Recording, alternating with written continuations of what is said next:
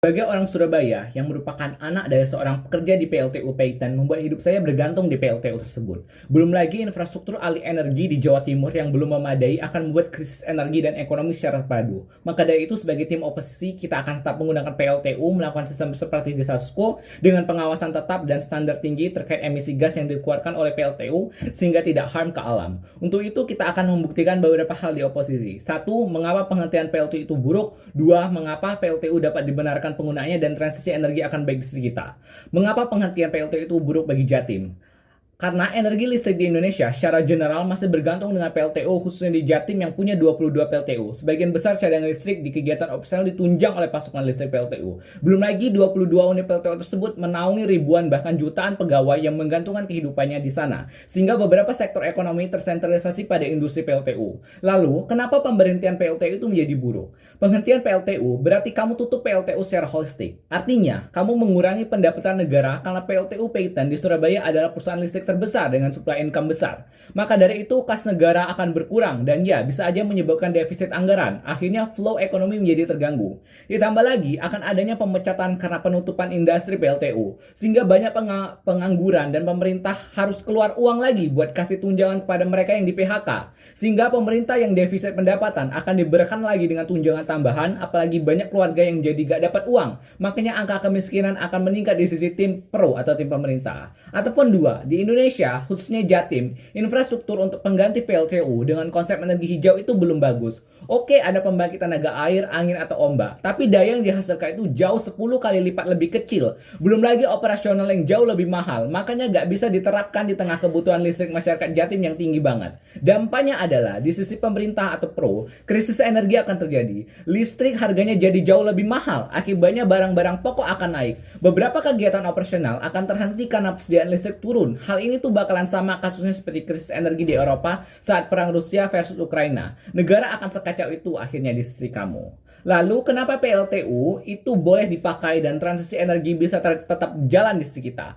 Satu, sekarang pemerintah sudah semakin komitmen dengan green energy, makanya regulasi terkait AMDAL, pajak karbon, dan kontrol polusi semakin ketat di Sasco. Pemerintah selalu menuntut perusahaan PLTU untuk memproduksi listrik less polusi, apalagi kecaman dunia internasional dari organisasi PBB UNEP selalu membatasi karbon yang dilepaskan, makanya checks and balance kita tetap ada. Ataupun dua, beberapa PLTU di Jatim sudah progresif dengan penyaringan emisi polutan seperti penggunaan CMS dan ESP agar polutan yang dihasilkan tetap rendah dan tidak merusak lingkungan. Makanya PLTU Jatim juga menerapkan sistem efisiensi sehingga dapat menghasilkan produk listrik dalam skala besar tetapi menggunakan energi yang jauh lebih sedikit sebagai bentuk usaha menjaga lingkungan. Pada akhirnya sehingga di sisi kita justified aja.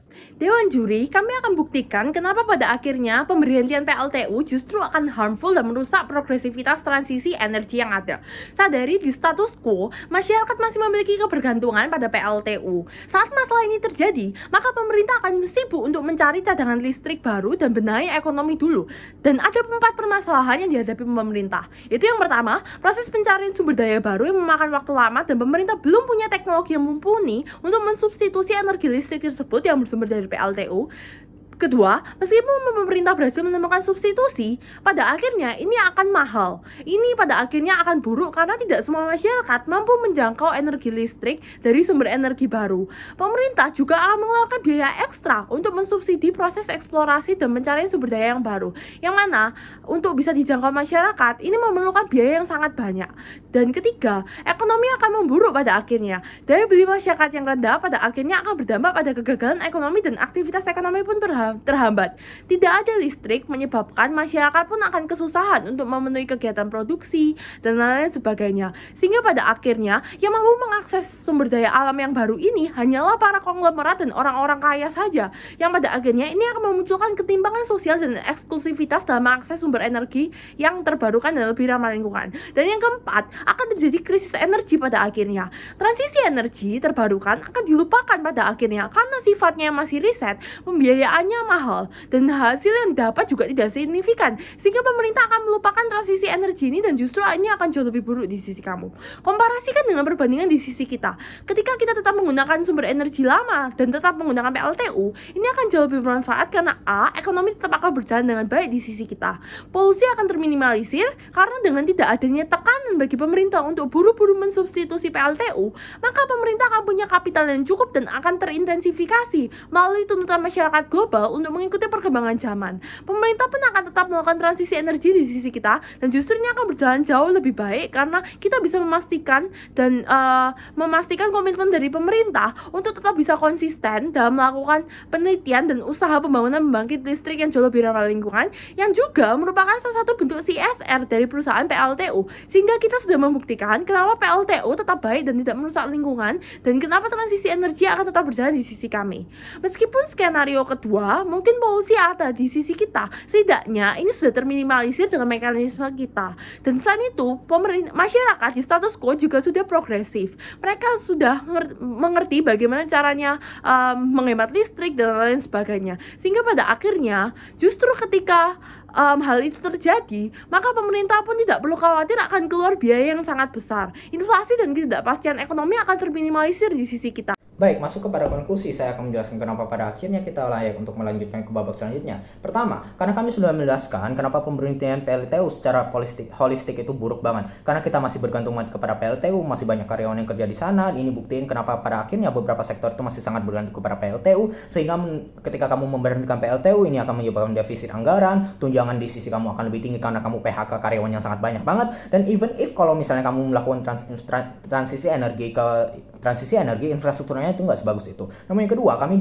juga menjelaskan tentang kenapa PLTU itu justified aja untuk kita pakai di dalam status quo. Pertama, status quo itu udah progresif banget, pemerintah udah menekan polusi dari PLTU itu sendiri. Di sisi kami ada upaya mekanisme kami pun society udah progresif banget, mereka nggak akan boros-boros untuk pakai listrik, sehingga check and balance di sisi kami akan tetap ada. Namun yang kedua, udah ada sistem yang bantu untuk efisiensi untuk pengurangan karbon. Namun yang ketiga, kita jelaskan tentang manifestasi benefits jika kita tetap stick to status quo dan bagaimana harmnya di sisi pro jika kita menghentikan PLTU secara holistik. Pertama, ketika kita menghentikan PLTU, proses pencarian sumber dayanya akan lebih lama. Even if kalau ada, ini akan jadi mahal dan jadinya nggak bisa dijangkau oleh seluruh masyarakat dan jadinya nggak rata bagi masyarakat, yang menyebabkan ekonomi jadi rendah, membatasi kinerja masyarakat karena produksinya terganggu dan lain-lainnya. Dan yang terakhir adalah kenapa pada akhirnya ini akan menyebabkan krisis energi, karena ketika kita melakukan transisi energi ini akan lebih mahal dan even if kalau misalnya ada pembangkit listrik tenaga ombak,